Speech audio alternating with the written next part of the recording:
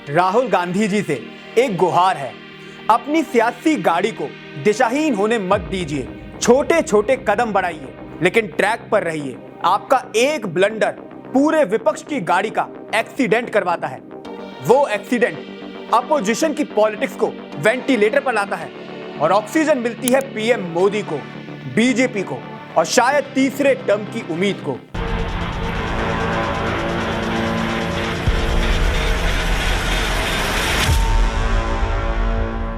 नमस्कार, मैं हूं सुधांशु माहेश्वरी और शुद्ध देसी राजनीति के 43वें एपिसोड में आप सभी का स्वागत है।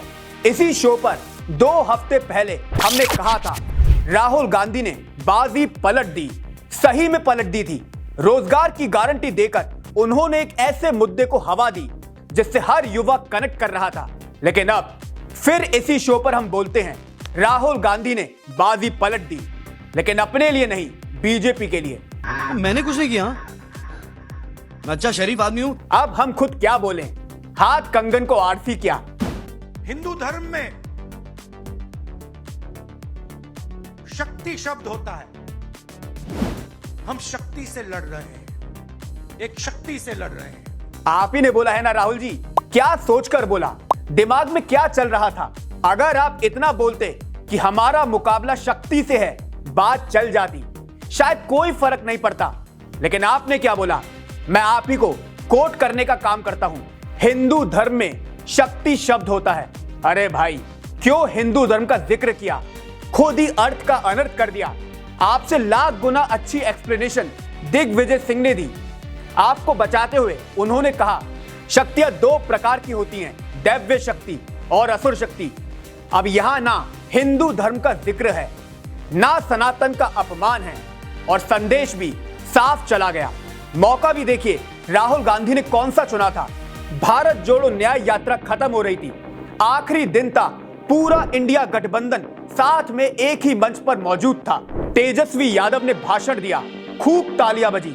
आम आदमी पार्टी के सौरभ भारद्वाज ने भाषण दिया, क्या तगड़ा माहौल बनाया।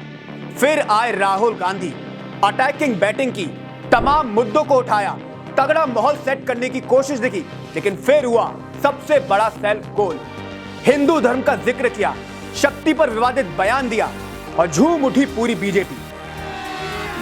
अभी मजा आएगा ना भिड़ो। अब ये कितना बड़ा ब्लंडर है आपको पता चल जाएगा। प्रधानमंत्री मोदी ने रैली की, उस रैली में उन्होंने राहुल गांधी का जिक्र किया और शक्ति वाले बयान पर सबसे बड़ा सियासी हमला हुआ। पॉलिटिकल इंटेलिजेंस दिखाते हुए मोदी ने शक्ति को देश की महिलाओं से जोड़ दिया। जो आधी आबादी है उसके सम्मान से राहुल के बयान को कनेक्ट किया गया।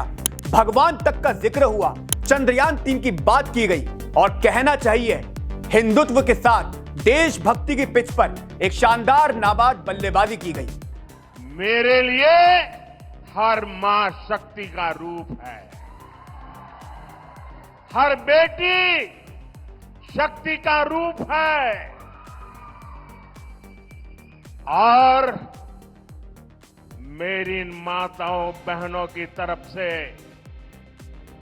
माताओं बहनों, आपको मैं शक्ति के रूप में पूजा करता हूं। मैं भारत मां का पुजारी हूं। मैं इस चुनौती को स्वीकार करता हूं और मैं इन शक्ति स्वरूपा माताओं बहनों की रक्षा के लिए जान की बाजी लगा दूंगा। ये सुनने के बाद मन कर रहा है मोदी जी का डायलॉग उन्हीं के लिए बोल दें।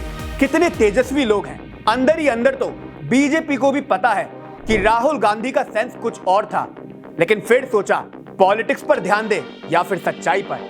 जवाब हमारे सामने है। अब देखिए बीजेपी के सामने एक बड़ी ही मसालेदार थाली तैयार हो चुकी है। इस थाली का नाम है हिंदुत्ववादी थाली। इसमें कुल 4 व्यंजन रखे गए हैं।